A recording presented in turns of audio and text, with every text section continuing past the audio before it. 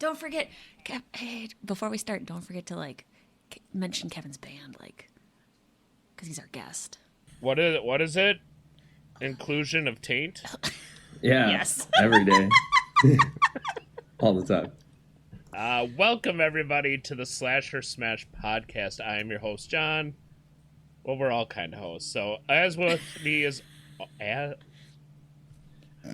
always is Tiffany. Hi. We don't have Matt today. We have a special guest, the lead singer of Illusion of Fate, Kevin. Hi. I'm here. Anyways, we are all gathered today to talk about some of the two greatest movies. I can't fucking talk today. It's early, and I haven't had enough beer. You're the one that wanted it so fucking early. I don't think I've ever made a decision in my life that was good. I mean, you got a poor track record, to say the least. Hence the choice to get into podcasting. Yeah, podcasting, watching terrible horror films, like just everything. I'm really good at it all. It's a great year. Going back to school.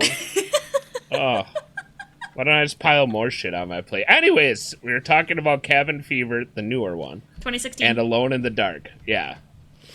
God, these movies were so good. For sure. But before we dive in, how are you guys doing? You doing good? Tiff, you got any news? Anything new since the last episode of the podcast? Oh, you mean how I fractured my foot because I'm an idiot? Yeah, pretty much. You can see the crutch in the background. It's kind of right there. Turns out when you kick a mule, they kick back. You know what? True. At least that would be an entertaining story. My story is boring as shit. Anyway, Cabin Fever and Alone in the Dark. Two great, terrible movies. We're not going to ask Kevin how he's doing. I'm doing fine, but yeah, cinematic masterpieces, really. Kevin is really excited to talk about these two movies with us. No, they're great. I love terrible, terrible horror movies. They're better than the super serious ones. Like anything A24 puts out, miss me with that shit. I want to see some cheese. Okay, but this is the thing that we've been struggling with this entire season is like, is Alone in the Dark really a horror movie? I hate that. It's definitely a sci-fi film. I hate that it is on this list. Rotten Tomatoes, you done fucked up. I would say that it's like sci-fi horror. Like or it at has least, the element, you know, or at but least it's a not thriller. I'd categorize it more as a thriller than an actual horror. Like, why? Why? Because you see a couple decapitated bodies? Woo, that classifies horror. Like, as far as, like, the plot and, like, all the cinematics go, it reminds me of, like, Alien 3, you know? When it's like, it's like not... It's not scary like the original, you know what I mean? But it's like, ooh, spooky. Also, let's shoot it. There was no scary elements in Alone in the Dark. That was the downside. Like, there was no point where, like, your heart was racing, mostly because you didn't care about the main characters and you kind of wanted them to die. But there was no point where you're like, oh, man, are they going to make it through? Why Christian Slater, you know? It was 2005, so I'm wondering if it was, like... That's past his prime. Is that past his prime? It's way past his prime. Way past his, yeah. His zone was like late 80s, I think, to like mid to late 90s. Yeah, it was like basically the two movies. It was Heathers and was it True Romance, I believe? True Romance? True Romance, yeah, that was two, the big one. And then everything after that, it's like, why are you trying this? What about Heavy Rain, where the town gets rain and people try to break in and steal money and he has to stop them? A good movie. I'm real good. I'm glad I think he has the same trench coat in Heavy Rain that he had in this movie. Yeah, and I'm pretty sure it's also the same trench coat he had in Heathers. Oh, God. Oh, my God. If there was a typecast, Christian Slater is just typecasted as probably Christian Slater. Yeah, you could just, like, you can kind of see what his career was trying to do, where it was like, he was trying to do the Jean-Claude Van Damme kind of like Bruce Willis, where it's like, I'm going to be a gritty action star that has like depth, but then just forgot everything. Well, if you're taking if you're taking pointers from Jean-Claude Van Damme, you're doing it wrong. Well, right, I'm just he doesn't have depth. Like, it was the archetype of the actor where it's like, I'm going to be the next action star and that's going to catapult my career into other things. And then those other things also happen to be huge dumpster fires. Yeah, but his best movies weren't action. Really. I mean, True Romance wasn't super action-y. I'd say it was more drama. And it was... See, I don't remember him being that great in that. He literally just played Christian Slater. He squinted his eyes, said some like one-liner shit, like and that was it. Yeah. Had the same black tank top on that every action star had in the 80s and 90s. Like, literally, give me a relatively buff guy with short hair, a trench coat over a tank top with jeans, and for some reason the tank top's tucked in. Well, that was the end theme in the 80s, just so you know. Tucking was huge. I'm just going to start dressing like that every day of my life now. The tucked into the cargo pants kind of vibe where it's like, listen, you're not exploring a temple. We're not going to the Amazon rainforest. Not that you know of. Chances are all of those extra pockets are unnecessary. Whoa. Says you. You could fill them with snacks. Rocks to weigh you down if you're going to go swimming and you don't want to float.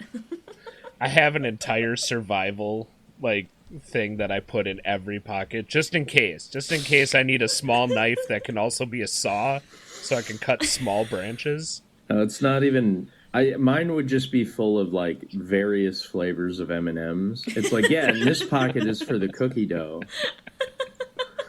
I was picturing colors for some reason, so I'm like, oh, that pocket's green red M&Ms. The blue is over here on the left leg. So, Kevin, was this your first time seeing Alone in the Dark? 100%, and it was that was a ride, man. Good, we need some fresh insight because me and John are fucking done with it. What? Are you looking for the director's cut on Blu-ray on Amazon as we speak right now? No, I'm actually looking for bleach to pour in my eyes. I loved how that first real action chase scene where he just keeps shooting the guy and the guy just doesn't die. Yeah. It reminds me of the stunt coordination in Mortal Kombat. The original one? Yeah, the OG Mortal Kombat, where it's 100% floating in air for way too long. Why did you get kicked through a plate glass window? That's not how that works. There's no way you're that strong. You don't get it, though. These guys had centipedes inserted into their spine. That's fine. Made their muscles... But Christian Slater turned them into anal alien dogs. Christian Slater has a milk body. That's not in the whole movie. It's just like a dad. It's oh, he's not doing that. It's not like Tom Cruise where it's oh, you're ripped under there. I can tell. You've got them Scientology abs. You're 5'4" of just pure lean muscle. Yeah. Christian Slater's not doing his own stunts. I don't even think he's doing his own lines half the time. It would have been super realistic if he would have kicked that guy and then held his back and been all right. Christian Slater looks like the dad that goes to the Little League games hungover just to get angry about his ex-wife with the new man also at the same Little League game. He's drinking in the car. That might be the funniest description. Oh my god. Here's a legitimate question. Has anybody that's ever worn a trench coat not been an alcoholic? Is it kind of come with it? If you saw somebody in a trench coat, would you be probably sober? I mean, Keanu Reeves is the only person that probably isn't an alcoholic that has a trench coat, guaranteed. Okay, but you're talking from Matrix, right? Well, no, I'm talking... No, Keanu Reeves walked off set with that trench coat. Yeah. Oh, yeah, There's for no sure. way that he doesn't have that in his closet. For sure. He never returned that shit. He's like, this is mine. Yeah. I'm going to relive the old glory today. And he puts it on with some black sunglasses, and then he just goes walking around the city at night for no reason, just brooding. Is he the only one that's ever gotten laid because of a trench coat? Possibly. I mean, probably among highly other things. possibly. If anybody's seen Point Break, then they'll be like, yeah, I'm jumping his bones. I don't know if I've watched Point Break. Great movie. Oh my god, it's Keanu Reeves and Patrick Swayze and Gary Busey. And they're just like surfer Lori dudes. Petty. 100% surfer dudes, like completely lean into it. Oh Jesus. It's actually pretty good. It's one of the greatest movies to come out of that era of... Fair enough. Did we lose Kevin? I don't know, he kind of... Hello? Oh, you kind of faded out there, pal. I'm sorry, we lost you for a sec. Let me move my microphone. Yeah, don't be so far away. Enjoy It's the made microphone. of plastic. Enjoy the plastic. It's Is it? It's fantastic. Be one with the plastic. Oh, it feels like a play school. My first stream kit. It's made by Turtle Beach. It's made by Lil Tykes. I don't know if you've heard of it. Yeah. It's currently the best thing on the market right now. Ninja uses it. It's gotta be good then. Is there anything about this movie you liked? That's redeeming. Anything at all? I didn't actually hate the movie. For real? It was it's like, this is entertaining. I knew exactly what kind of movie we were watching within the first 5 minutes. I was like, oh, I'm not watching this for the plot. This movie's like porn. Yeah, it's like, just show me the action, show me the monster, let me see some gratuitous violence. I know what I'm looking for. I know what I'm looking for in this movie. It did what it was intended. It's one of those things too, though. Like, you can tell with a lot, like Alone in the Dark, House of the Dead, like where the era of '90s cinema like ended and went into the 2000s, and now it's like, oh, here we go. This is the down year. Yeah, in my opinion, '90s was like the best it was gonna get before it got like completely polluted by companies just pumping millions of dollars into CG and then completely forgetting to write a movie. Yeah, well, that's all it was. Is it was the trending. Everyone was like, "Oh my god, everybody's an action horror, so we got to put a whole bunch of action in our movie." Even though we're trying to do this horror, creepy film, and it's like trying to copy Resident Evil. Oh my god, everyone needs to stop. Yeah, no kidding. This movie was like if you took Resident Evil and Alien and Underworld, and you were just like, we'll just put that into one. And... Yeah, a terrible group combo. Don't do that shit. That's stupid. Yeah, I mean, it was a game. I've never played the original video game, so I don't really know. Right. Maybe this was exactly what it was, but I don't understand the whole, like, okay, we just kind of got CGI going. It's not great. And then every fucking company under the sun was like, let's use way too much of it in our movies. It's because it was new. I personally, I think that, 2001... an on credit rolling era where it was just heavy industrial music and then distorted deep fried Microsoft screensavers where it's just like Nope, that's a valid statement. And it's like, I love it. That is the best part of those movies. And then straight to Golden Corral buffet hot garbage. You got a plethora of hot garbage with this one. I've now watched it 3 times in the last year. Yeah. Regrettably. And there's literally nothing that makes sense about this. It's like you miss the whole scale of everything. Like, you're kind of thinking okay, they're having a battle behind some dude's barn with these fucking monsters, and for some reason there's just miles and miles of open caverns underneath this town. But nowhere did you get oh my god, this is worldwide scale, the human population's being wiped out, and you're like, oh, okay, that's the ending? We're gonna go with that there's no hope left type of thing? Yeah, but yeah, exactly. And also, why an orphan? Oh, an orphanage is on top of it. What? Why is it always something that's also equally depressing, where it's like, oh, orphanage, or oh, sanatorium, underneath in the caverns, like, oh.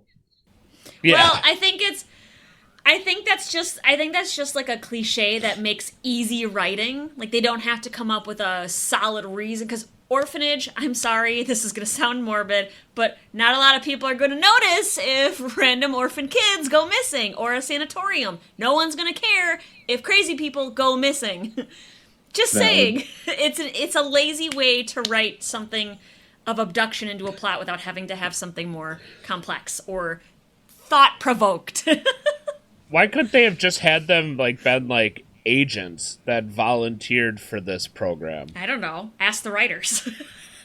Well, I don't know. I guess maybe the game was all about orphanages too. Well, I don't know. I guess I should have looked into what the game was. Yeah, but that might have been smart to do. Generally, movies made off of video games, with a few exceptions, are just trash in general. They usually have a very terrible rate. That's for sure. There's like Resident Evil, I think, because Resident Evil didn't necessarily have to stick to source material, it worked.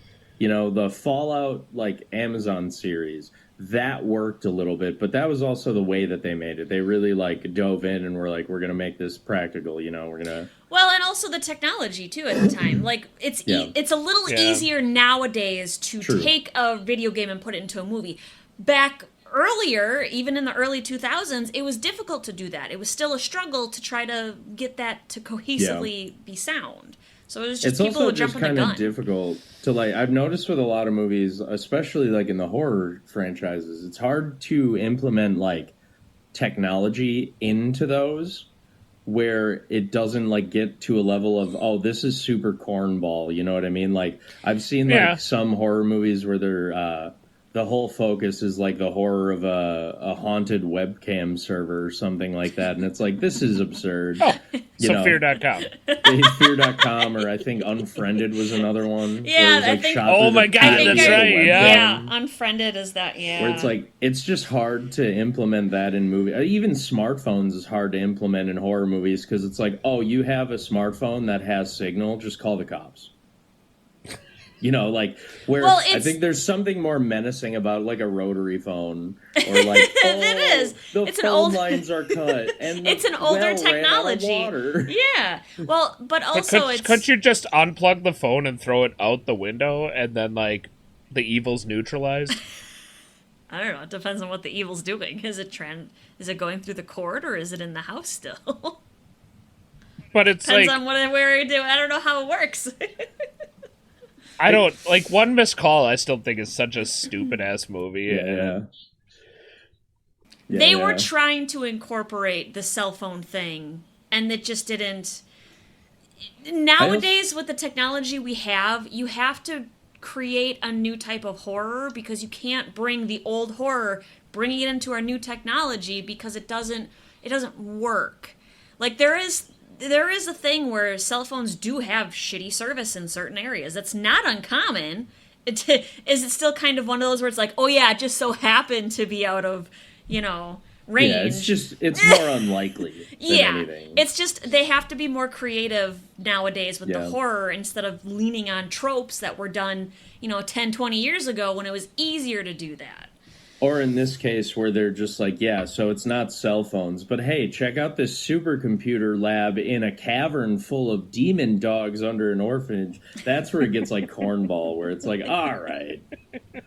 Maybe you don't. Maybe we go back to muskets. Well, you could have just made it a portal. You didn't have to make it this fucking the layer of fucking smog from the Lord of the Rings. It could have just been a portal where it's oh yeah, that's where they come through, and people would have been I mean, the writing wasn't good anyways. You really didn't have to explain anything well. Yeah, I mean, they didn't explain really anything at all, except there was a bunch of ancient civilizations that got wiped out. Also, I don't think we're supposed to be here. That's still my favorite fucking line. Is yeah, no, you're not supposed to be there, Christian Slater. Thank you for pointing that out. Literally, if you didn't watch the watch party this time, within the last 20 minutes of the movie, Christian Slater said it about 30 times. I hate this movie so much. I hate this movie so much. It's terrible. It doesn't even make sense that the doctor injects himself with the fucking blood of those monsters and he controls them all of a sudden? No, I don't. They didn't even go into the backstory of that. And I don't even think he wasn't even a doctor. I don't think he was like an archaeologist type person. Like, it makes no sense as to why he was trying to control them. Why? I think it was more of like he just had a problem and then needed a really convenient excuse where he was like, yeah, man, I don't know. I tried it one time and like I'm hooked, but I can't let them know. Okay, well then let the viewers know that the fucking guy's got a damn injection problem. All right, case closed. The guy's a drug addict on the serum. You know his name, not his story. I don't fucking care. We're viewers. What if their blood is like heroin? Yeah, just black tar heroin. Well, that guy went stone cold serious resting bitch face, so I don't think it was a very high kind of thing. Oh my god. I think the best actor in the entire movie might have been the delivery guy at the beginning of the movie. The guard. The security guard a jackass. Rob the guard. Rob the security guard was the best. I love how uncomfortable that whole like confrontation too in the beginning was, where it's like this was supposed to be like, hey, I'm just dropping this off, just doing my job, but instead they made it like awkward silence. Yeah, it was. Your boyfriend went missing 3 months ago. Oh, I probably shouldn't have brought that up. No shit, Rob. What the fuck? That whole, like, they were like, all right, let's give exposition to explain who she is. No. All right, her boyfriend's gone, and then, I don't know, what does the delivery driver say? He says, oh, way to go, jackass. Sure, great writing. 10 out of 10. Oh, yeah, hands down. Sometimes I think those kind of movies are actually written by, like, Disney Channel writers who are like, yeah, I can totally do other things and really spread my wings. And then it's like, nah. And then they look at him and go, don't quit your Disney Channel daytime job, all right? Yeah.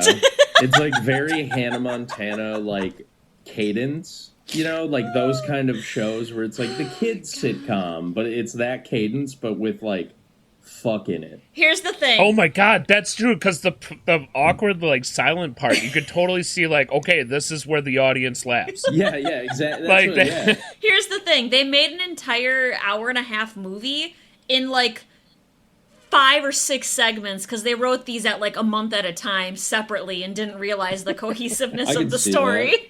Like, they were writing it like an episodic kind of thing, not an actual movie. I mean, I could, maybe it was like a straight to sci-fi, like, here's a 6-part series with that Christian would make Slater. A lot of sense. No way. No way. No way. Tara Reid does not go straight to TV movies, all right? She does nothing but classics. Yeah, all I'm saying is Sharknado was real close to being a straight-to-TV movie. It should have. Did she convey any emotion in that movie as well? Yes, dumb face. Resting dumb face. Tara, you're going to have to take that emotion down a little bit, all right? We're trying to go for a serious movie. I'm telling you, every movie Christian Slater's in, every single one, he just walks on set and he's like, I have to be the star, you all have to stop.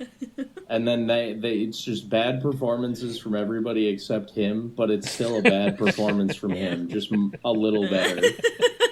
Like, do you want me in a trench coat this time or without the trench coat? Christian. Trench coat. All right. Yeah. No, it's not even. It's him just being like, I'm going to wear the trench coat for this one. And it's like, you're supposed to be in the pool. You're going out to a nice family dinner. Yeah, trench coat and tank top. That's me dressed up. Everybody wanted to be Bruce Willis so bad. Dude, I swear to God, somebody saw Die Hard and they're like, damn. That fashion. If they weren't trying to be Bruce Willis from Die Hard, they were trying to be Mel Gibson from Lethal Weapon. Oh my god! Is there a difference there? 100%. One is more in tune with his like soft side. He's like, yeah, I'm a nice guy. I like roses. I don't tell people I like flowers or roses or anything like that, but I have a bunch. And Bruce Willis is just like, I like cans of beans. That's it. It's like, Bruce Willis is just trying to be Robert De Niro in Taxi Driver, and Mel Gibson is trying to be I forgot the other actor's name, but he plays like the same cowboy in every movie. He was the narrator in Big Lebowski. Oh, Sam Elliott. Yeah. There's the difference, Sam basically. Elliott. Oh. Where it's like, you're a badass, but you could give a hug. I remember the end of Die Hard when they rescue him from the tower, and he's just like, "You got a can of beans on you?" And they're like, "Yes, sir." And that's how it ends. Yeah, like they're both holding the can, and they're like, "Yeah." It's just rugged versus like, ooh, like he's one you bring home to mom. Bruce Willis is the one you cheat on, the one you bring home to mom with. All right, so let's recap. Alone in the Dark, not very good. Christian Slater probably will be buried with a trench coat and a tank top. 100%. But I don't even know who that other guy is, but that other guy is going to get Steven Dorff? buried. Yes. Oh, Steven Dorff? Steven Dorff has a history on this podcast. Yes, he does. We've watched 3 of his movies, and we don't like any of them. We, next season, are doing all Steven Dorff movies. Not horror-related, just all Steven Dorff movies. I'd rather not. Eventually, I want him, somebody, like, somehow this gets to him, and he, like, calls us, and he's like, "I don't think your podcast's very fucking funny." He's, like, good. really mad at us. We weren't catering to you, sir. I really don't like Rotten Tomatoes for this because I wouldn't classify this as a horror film. So I feel like Alone in the Dark kind of is getting gypped by being on this bracketeer because it's not what I would classify as a horror movie. Yeah, 100% agree. So it's kind of getting... Honestly, I think it's more of just a sci-fi film. Yeah. If you slapped, like, the sci-fi original, like, logo thing at the beginning of this, it would make so much sense. Yeah. Yes. 100%. Yep. Yeah, there's not... This isn't sci-fi horror, yeah, but... Do you guys have, like, a grading movie. Scale for these? No, we pretty much just say what our thoughts are, what we thought was good, what we thought was bad, and then we just kind of say, we don't like this! All right, well, here we go. New grading scale, 1 watch. Everybody knows everybody knows the rules. Right here, it's your boy, Fave Portnoy. This movie, not good flop, not really that good undercarriage. The toppings, pretty all right, Christian Slater, pretty all right. The action, the toppings. I'm going to go 6-2. 6-2. On the books, 6-2. 1 take, everybody knows the rules. That was perfect. I liked that. Yeah. That was very nice. I feel like 6 is high. But I guess there was a level of entertainment for you the first time you watched it. Oh, so. I enjoyed it. Like, the movie was so bad, but I like bad movies. Well, and that's the thing. Again, as this podcast goes, we're focused on horror, so 6 is, like, really high, but when you take the horror away category, you're like, okay, if you go to the other categories, all right, sci-fi, nailed it, action-packed, nailed it. It had the toppings, It had the toppings. One watch, but like everybody knows. Those old guys that like live for like the sci-fi original, like they would love the shit out of this. Oh, 100%. Yes. Sci-fi. Like people who sci-fi has Goonies. Aspects. Yes. It has aspects of horror, but as a whole, definitely not a horror film. There was no point where I gave a shit enough about any character to be like, oh, I hope they don't die in this scene. No. Well, no, especially at the end. They slaughtered a lot of people. We didn't even know who the fuck they were. They were just guys with guns. Oh, a lot of people died. Oh, okay. Yeah, it was just random women in, like, plate carrier vests with bandanas on. Nobody main character-wise died. Let's just point that out. No main characters died. You went into a cave where the floor caved in, and you had to go down a ladder where there's spikes at the bottom, and then at some point the roof starts coming down on you in the ladder, and you get to the bottom and go, I don't think we're supposed to be here. Fuck, that's good writing. Yeah, like, give me more of that. 10 out of 10. You'll move on to Cabin Fever? Yeah, let's do it. Kevin? Oh, Cabin Fever? All right, let's start. Cabin Fever, great. Cabin Fever? It's great. It's just great. It's a great movie. The retelling of an original classic cult film. Poorly cast, but still somehow awesome. Like, I really love how the dude, I forget their names. They're so all forgettable. I can't remember any of their names. Yes. The one who brought a gun, the clearly, Yes. like, The nerd, the gamer nerd. He's just an iPad kid. That's it. Yes. Just an iPad kid who's just like, all I want to do right now is skibbity toilet. Well, they needed the immature character, so they Ohio. went the irresponsible gamer, lazy hermit type. The hot sheriff with the scar that they did not do any backstory telling on of how she got the scar. Fantastic. She can arrest me any day long, or all day long. She was all good. The other she was good eye candy, is what she was. 100%. Especially with that little bit of southern drawl, where it's like, I think you guys are in upstate Connecticut, but like, Dude, okay. Legitimately though, if like somebody with a southern drawl calls me sugar, I might just be like, "Yeah, I'm yours." Yeah. Wait, do you want me to lick the toilet? Like, but every other character was lame. Why give her a scar? Why? Well, like, okay, you're telling us that maybe she got hit in the eye with a scope because she's a long shooter or sniper or whatever, and that's how she kills the guy at the end? Is that the whole setup there? I don't know. There's something about girls with southern drawl that are trying to be badass that they just like give scars. Like, I don't know if you guys have ever watched Yellowstone, but there's a blonde in there. Her name is Beth, and she's kind of supposed to be a badass. Oh, and I've seen previews about her and stuff like that. Yeah, she's portrayed as the badass. I don't know if it's scars, but her face is fucked up. But still hot? Yes. Hey. So it's like one of those things where it's like, oh, maybe it shows she's a badass. I don't know. Probably bad writing. She's also not crying either. Like, when you see her all bashed and beaten, she still has the confidence. Like, I'll still fuck you up, dude. You want to go? Well, and then on top of that, between her and then the kid that just bites people, it's like, this can all be avoided if that dad were to just wear a condom.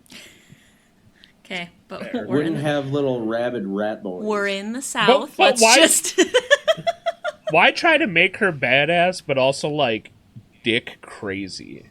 You know, it's the duality of man. They don't get a lot of visitors, also. So I mean, new blood. It seems like she has a lot of visitors. She was over at the fucking guitarist campsite trying to hook up a three-way with him and his woman. I'm pretty sure those guys were friends and. Friends? Probably friends with benefits or some shit like that. Yeah. But one of them is in the cuck chair. It's the sheriff. The sheriff likes the cuck chair. I thought Gavin was gonna be like, "It's me." I know. I was like, "Where's the punchline here?" No, it's the sheriff. The sheriff. Maybe that's the whole thing where it's like, I just like to watch. Like, she's a voyeur. But then, like, the other ones, like, can we just, like, talk about the other, like, people, like, so you had, like, your typical hot guys that weren't, like, hot guys, but then, like, oh, towards the end, you know what, we're just gonna bang one out one last time, and, oh, now I'm dying, and it's like, what?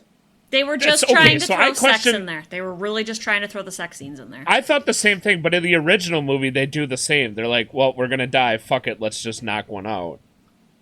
I'm not wasting my time and breath on that. I'm going to go pull one out real quick and then just be a menace for the last 20 minutes of my life. What? Weren't they up there for only like 3 days? I wouldn't be surprised 2 or 3. if it was actually like a single day and a single night, and the morning after they were just like, because the first night they got attacked by the guy. Yeah, the second night was when they put her in the shed. The one blonde chick got infected, so they threw her in there. And then the next night, all shit went loose. Face. Yeah, so it's like between 2 and 3 days is where this spans. If you look, they fucked up with the gun thing when they're like, oh, it's out of bullets, but really then like 3 seconds later with the rednecks, they're like, no, you just have the safety on. The safety doesn't just randomly fucking go on. Like, that's the part that upset me. Like, they did it for shock value, but if you look behind them, there's a sledgehammer. Just fucking crank one into her skull with the sledgehammer. The fucking shovel is the worst thing you could do. Oh my god, that's the one thing I hated.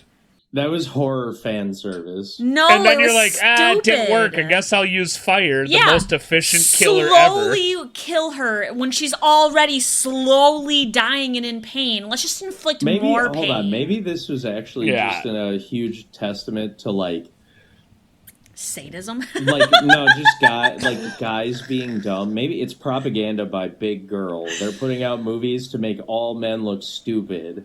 They don't need movies for that, but I get it. That's valid, but it's also written and directed by a guy. Nah, man, we don't know that. Pretty sure. Could have been a guy's name, but it could be the woman behind the guy. I think the real movie, and this is where they missed the mark, was Fenton, the very large man at the shop with overalls on, and we needed that backstory. Yeah, we could have, honestly, they need to make a prequel where it's just like following him around. He just always has the shotgun ready in the shop to throw it to the main guy to be like, time to go hunt some city folk. Yeah.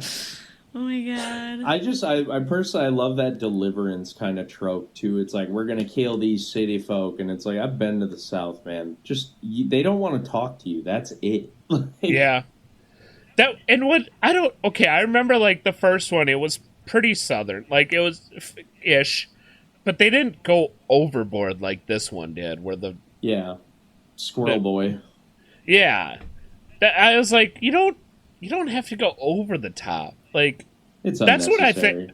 That's what I think ruined this movie for me. Is like, I've seen how this movie can be done fairly well, and y'all just missed the mark. Y'all. Goddamn, dude! I just keep thinking about that sheriff and just coming on to me, sugar. Put your hands up, baby. Oh my god! Slap the cuffs on me. I'm already 3/4 of the way done. I think you need to give me a cavity search. Get in there nice and deep, like. Oh, God. But, like, okay, hypothetical question. Let's say you go out in the woods with a couple buddies, and one of them almost kills you with a gun in the first 20 minutes you're there. I'm in the car. What do you do? You going go home. Hey, you're not going to go just. Hands. You don't just go, stay away from me, and walk away. Like, that's not a human reaction. Nope. I'd be like, holy fuck, I almost died. Nope. I go to the main person and say, this bitch almost shot me. I'm going home. Fuck you all. I'm out. Maybe they know. Maybe they just know, where they're like, oh, he's that one friend that, like, our parents were friends with. And, like, they made us feel bad because he's different, so we have to take him along and just deal with it. Well, it has to. Remember when he lit the fire and then walked away, and then the two couple that were having sex came out, and they're like, well, what the fuck? You're starting a fire everywhere. What, you fucking immature? Like, they know he does this shit. The way that she had belittled him. He doesn't fit the group dynamic. Like, I feel like they could have wrote the character as, like, their friend that's kind of weird, but he's like really into like military stuff. You know, like the people that you meet that are like their whole personality is like military, and they don't really have anything else going on. The kids that went to ROTC and then never went to the army because they wouldn't accept them or something. Yes, though, like, could he not have just been that instead of like the gamer nerd? And it's like, I have to stay up here without Xbox or weed, and it's like, you volunteered to fucking go. I think the gamer nerd thing works out though, because they're like every friend group of like hot people has that one friend that's just like, oh, we keep him around for Adderall and marijuana. You know how every friend group has that one guy that's just hot and bothered by southern blonde sheriffs? Hell yeah, brother. No, see, the difference is, though, it's like you have to be in like the traditional hot friend group, you know what I mean? Like, there's the ethos is like, oh, everybody has redeeming qualities, you just have to find it. Traditional horror movies are like, no, not you, Uggo. Valid. Like, I mean, that's valid. That's all hot people, you know, and I can say for myself, I am not one of those hot people. Kevin, you've been to the South, right? Yeah. Do backwoods gas stations just have jars with murky water and some sort of dead animal carcass in them, just always lying around? No. What about kids in rabbit masks that bite your hand? Yes. Every time. All right. Well, now we're getting into a I don't know. See, the thing, we also went to southern cities on top of that, where it's like, oh, this is a different kind of redneck, you know? This is a redneck that, like, doesn't know how to farm. Oh. But they work at the cigarette plant or something like that, you know, like, where it's like, that's still hoss, but it's just different hoss. We got Haas, Big Haas, Little Haas. That over there, that's the manager. He's Top Haas. Yeah. Oh my god. The owner's head Haas. Yeah, and then the owner's son, who they gave a management position without him even working here, that's Bitch Haas. Bitch Haas. He's got so many old cars half torn apart in his front yard. It's amazing. Oh man. But yeah, like, you know, it's I don't know, southern gas stations. Tennessee was like the spot we were in. Tennessee was the dirtiest South like kind of gas station that we got, and it was nothing but a polite old lady that I could tell was ready to give me a tongue lashing if I stepped out of line. Was she in the midst of slaughtering a hog and then yelling at you about how all the meat's bad? No, but she definitely had that vibe where she's like, "How you doing today, honey? God damn it, they definitely put these on the wrong shelf, I tell you." And I'm like, "Oh God, I better not tell her I'm from Wisconsin. She might like be like one of the Northerners." What was enjoyable about this movie to you, Kevin? Other than the fact that you really like bad horror movies. Dude, it's just like the leave out the cop. the absurd amounts of like gore and it's just, I don't know, the whole premise of like the cabin fever movies is kind of funny to me, like in a way where it's just like, oh yeah, this is definitely kind of plausible to a degree, but like the way that they did this is crazy. And the only reason I say that is because there is like this old story of a experienced like survivalist like woman that would take groups out into the woods in like Eastern Europe, and they just all died, and she came back one time and they were like, what happened? And they couldn't figure out what happened until they realized that it was actually a testing site for weapons during the Cold War, and like these big clouds of nerve gas that settled in the ground that came up after it rained killed these people, but it like caused them to like claw their eyes out and like bleed from their mouths and like really crazy shit. So it's like cabin fever to me is like super plausible. Just the way they did it is insane. Yeah, and one of the things I didn't like was the inconsistency of how the like infection got to people. Yeah. Like, and Tiffany pointed out a good thing, like, okay, the chick that, like, was in the shed, she only took a couple drinks of water, so it was slower. And I guess the bathtub chick basically immersed herself in it, but she, like, just crawled in the water and basically fell apart immediately and was dead within 10 minutes. Yeah. She walked out. I mean, there's only been one time in my life where my nipple fell off, but... Oh. Let's not talk about that. But no, I mean, I think that's a huge thing. It would have made it much more scarier if it would have, because I understand viruses and flesh-eating inside bacteria shit. It's going to affect everyone slightly differently, but you should at least have a pretty solid duration of how it's going to affect. Like, if you get infected and you're showing signs, okay, you're just barely getting marks that you can see. You've got a day and a half. Like, not an hour, because, we need you to die quickly.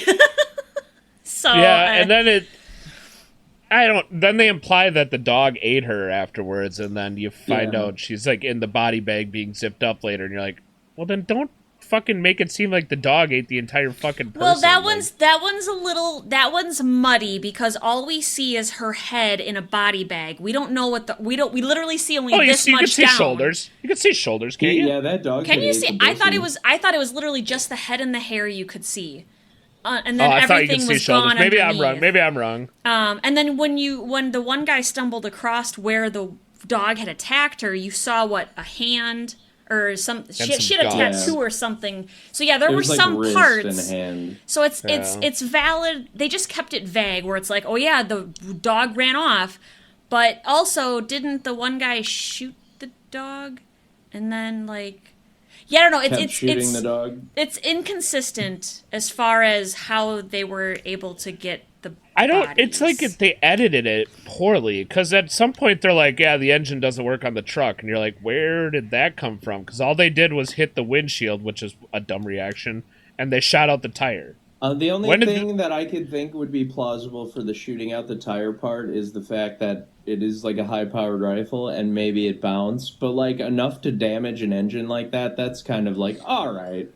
Well, I don't the Call of Duty. Also, somebody's stealing your car. Why would you shoot out the fucking tire? I still don't understand this. Yeah, you shoot the guy. Somebody's in my car. I'm gonna smash the windshield. Now you fucked yourself, dipshit. Hold on. This all could have easily been avoided if the dumb nutses would have locked the fucking car. If you just would have locked the fucking car, everything would have been... redneck dad pulled out. True. I don't know about you know that. what? When you accidentally shot that guy in the woods, like, he clearly has a flesh-eating virus. You might as well just put him out of his misery. No one else knows he's there. No one's going to pinpoint the bullets to you and throw the fucking thing in the lake. I don't know. He looks like a hill person anyways. He probably doesn't have a social security number. You're not going to get caught. You're fine. The wolves are going to get him before anything else. No kidding. The wildlife is going to take care of that. And also, we never knew what happened to the guy with Dr. Mambo. We saw Dr. Mambo, which was the dog, but we had no idea where his owner was. Well, we never saw bits of pieces. Everyone was in the fucking wilderness, and no one ran into this guy's tent. But he popped over one night to fucking share weed. Yeah. Like, that's fine. If Dr. Mambo ate him, that's fine. But why couldn't someone have stumbled while they were trying to go find help? Why couldn't someone have stumbled across that tent and been like, "That was the guy with the weed that came last night"? Like, come on, tie shit together. Don't just throw shit in because they needed a reason to get high, or they needed a reason for the infected guy to make an appearance at the cabin. You didn't need that. You could have made it really funny, too. Like, they stumble across his tent, and they're like, damn, what a shame. And then he just, he slowly reaches in and grabs the weed and just walks away. I mean, that would have been valid, too. Friday the 13th remake was, like, in a way, when they stumbled across the weed field, and it's like, that's the vibe that I was getting from that. Where it's like, oh, this is going to end very poorly, but it's going to be funny for a minute. Fair enough. The issue I have with this movie is, like, they copied a lot of shit from the original. Like, almost some of it was scene for scene. Some of it was was damn near scene for scene. But all the shock value stuff, like her shaving her leg and peeling up skin, why not have kind of the same setting, but do it different? So, like, maybe instead of this one, she, like, reaches back to, like, rub shampoo in her hair and she rips off. Yeah, like a huge clump that, like, goes down her back or something to pull that off. Like, it's still shock value in the tub, but you're doing it different. Like, no, they spent all their money on Shovel Face. Which was just... Who somehow took a picture mid getting stabbed in the face. No shit! How? Do it again, but this time let's get better lighting. She was so in pain, even if she had tried to move her hand to take the picture, it would have, like, shown, like, half the shovel sticking out into the... Like, she wouldn't have been able to take a decent picture of him going down like that. Maybe the shovel had a GoPro on it. No, we didn't see a GoPro on the shovel. Listen, we don't know that cabin actually wasn't for, like, a survivalist YouTuber that's just like, hey, today I'm digging out a trench. Why do I need a trench? Well, it's because in case the government decides to come, like... We know nothing about the owner of the cabin. We just know that the kids were renting it. Yeah, it's valid. Airbnb. That would actually but it was not on the shovel. We saw the shovel he was holding. It was not on the actual shovel. It was just in the shed. Tiff, you that would be a really cool... I do know! That would be a really cool concept for, like, a movie. Like, this guy's, like, a survivalist, like, guru, and he takes people up to, like, these cabins and then puts them in situations where, like, they could die. That'd be pretty badass. Like Saw, but wilderness? Yeah, more redneckified, where it's like, you have 12 bear traps on your foot, and Meemaw's chasing you with a cast iron. What do you do? You only have 2 cans of Busch Light left, and there's a full case of Dirty 30 rack sitting on that trap over there. What do you do? You see 12 rakins in the night, and they're standing outside on your lawn waiting for you to feed them corn scraps. But you don't have no corn scraps. How do you evade the situation from elevating? Pa's almost out of Marlboro Reds, and you know he's going to come back in angry. What do you do? Guys, we will make a podcast for you guys to do that all day. Not this one. Hey, Dave Portnoy, can you get... Is he pooping? His recording stopped. We're back. I believe we're handing the reins over to Dave Portnoy to give his greasy pizza review of Cabin Fever 2016. Yeah. One take, one watch. Everybody knows the rules. Okay. Decent flop. There was a lot of gore. That's good flop. Real good flop. There's some fan service. You saw boobs. You saw a nipple that wasn't even attached to a breast, but still a nipple. Hot sheriff. Really hot sheriff. Female. Like, the female, like, protagonist. Is supporting character, really, you know. Then there's that. You had the fucking crazy iPad kid. I'm going to give this one a solid 7.8. So it was so bad, but it was like this. It hits all the boxes for like a horror movie. You know what I mean? Like it's like that is true. Violence, gore, absurd plot, and also practical effects.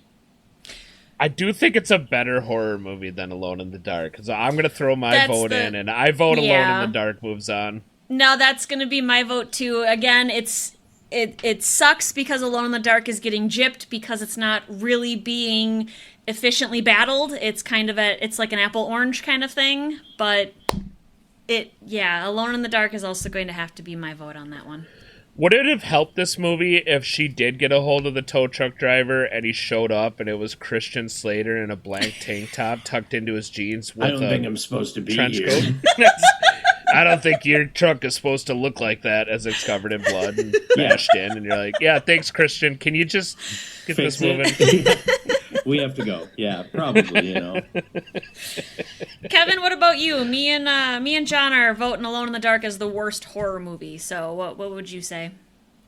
I don't know because I couldn't hear what you said because you like 4 words came I through. don't know what else to do. I guess Discord is just being a douchebag. It's like in Wayne's World when he orders to the speaker and half of it comes out. I think what she was saying, Kevin, was which movie do you think was the worst horror movie of the two? Like the worst as in like... All right, so I don't understand quite how this goes. Like, does the worst one move on to the next round? Yeah, we're determining which one is the absolute fucking worst of all of these. The worst? Alone in the Dark goes. Alone in the Dark is fucking dog shit. Yep. Compared to Cabin in the Fever, it's so bad. Pretty straight across the board. Yeah, like that's a no-brainer. I would actually want to watch Cabin Fever again. Alone in the Dark, I'm good. I'm not getting that time back. Well, I do think... That's valid. I think the thing for me is that Cabin Fever, and Kevin, you had briefly touched on this before, it's realistic. It's more of a virus could really fucking spread. A man-eating, flesh-eating virus could spread to people, and you fucking die. It's a real thing. It could happen. Yeah, it's plausible. What, an ancient civilization couldn't release demon? No.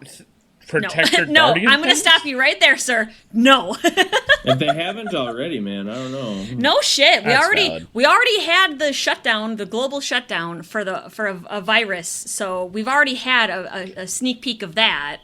Oh, hold on. Let's just rewind for a minute. If Cabin Fever would have had at least been one had character, I'm sorry, I think I had a stroke. If Cabin Fever had one character in the whole movie that was just like, no, we're not putting it on.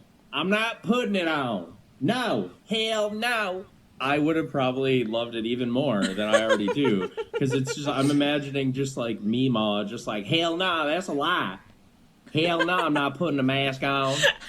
What do you mean flesh-eating virus? Ain't needing this flesh, I'm fine. It'd be so perfect. It'd be so perfect. It would be like down to societal tea right here. They should have had a conspiracy theorist person in there that's just like, you're not supposed to drink the water, and everyone's like, Jesus Christ, you're also the same one that, I guess this was pre-2020, but yeah, they could have made fun of it. Chemtrails and shit, and they're just pre-2020, I mean, like, we still had shit, Ebola, swine flu, all that. Like, they could have been like, Jesus, don't even get him going now. He's going to talk about how we shouldn't drink the water, and that should have been the one dude to survive. It's just Alex. Yeah. Alex Jones makes cameos everywhere. It's just him like, I'm fine in this water. I'm not doing that. Instead of people dying to a flesh-eating virus, they just realize that all the male frogs are having sex with each other. And like, whoa! Cabin fever, but all the frogs are gay. Oh my god. Oh. Well, guess what, right. John? Get to watch this movie one more fucking time. One more time. Kevin, because the finals are in November, and I have a feeling it's going to be Jaws 3: The Revenge versus Alone in the Dark. I'm excited because I didn't watch the Jaws 3 one, so I am very excited for that one. I rein in that excitement really quick, like Jaws 3. It's so good. Literally, like one person dies in the entire film. Oh, great! Good qualifications. Yeah, it's fantastic. In between the horrible acting and the fact that you're like, why is Michael Caine doing this? Like, did he have some sort of like bill that was due? You know what? I'm excited to watch Michael Caine. I'm a Michael Caine Caine's fan. Amazing. I don't care what y'all say. I like Michael Caine. Go fuck yourselves. I want you to know this. When you watch that, try to find ways to disprove that Michael Caine is a cocaine runner for the cartel in this movie. All right. Like, just do anything you can to try. Because at one point, he lets the plane sink in the ocean, and they're like, oh, man, sorry about your plane. He's like, I don't care. Okay. AKA, all my evidence is gone. Yeah, it's like, it's going to do it anyways. Thank God the shark did it for me. It's fine. Kevin. I'll just go down to the bottom. Kevin, do you want to plug your band real quick? Yeah. Illusion of Fate is my band. It's pretty cool, I guess. We are also huge idiots, but we're going on tour. I don't know when this episode's going to premiere, but we're playing Tennessee Metal Devastation. So if you're listening in Tennessee, come out to Tennessee Metal Devastation. And our new album's out, Portals to Kerr. You can get it on our Bandcamp at Illusion of Fate. It's pretty sick, I guess. I would 100% buy an Illusion of Fate, the Men of Illusion of Fate calendar. January through December, you boys, half naked in the woods. Dude, you've seen the one, right? Yes, that's why I'm like, dude, it would be hilarious, especially if like you had the drummer set up the drums in the woods and like half naked, like leaning on it. I truly with hate the face how paint. He keeps reusing that photo. I'm just like, all right, this is like the 13th post. That's the best thing ever. It's like, just keep it going now. It's like fucking Paul Rudd on Conan O'Brien when he kept playing that fucking clip from Mac and Me. Like, do you ever see Mac and Me? Yeah. It's horrible. And he's like, they'd be like, all right, Paul, let's look at a clip from your new movie. And it would just be the same clip from Mac and Me. He did it like 7 times on Conan O'Brien. It's so fucking amazing. Thank you everybody for watching and listening. And thank you for Kevin for being here. Yeah, thanks, Kevin. Thanks for having me. This was a lot of fun. Good. Call me anytime. Bring you back again. Yeah. I'm down to watch some bad horror Stop movies. getting so fucking busy, and then maybe we would call you more. Well, tell my band to stop touring. Yeah, done. You know what happens when they stop touring next year. I no longer make money, and I'm depressed. I'm sorry. He ran off with a southern blonde sheriff that kept calling him Sugar. Hell yeah, brother. It was just Katie in cosplay. I was going to say he's marrying her soon. You're about to... Oh, I am so getting... I know what your wedding gift is going to be. I'm going. She's going to walk into the bedroom in that, like, southern sheriff outfit. She's about to be like, you're going to get your yeehawed. And Kevin's like, ugh. Already did. All right. Everybody, thank you. Have a good night. Bye. Bye.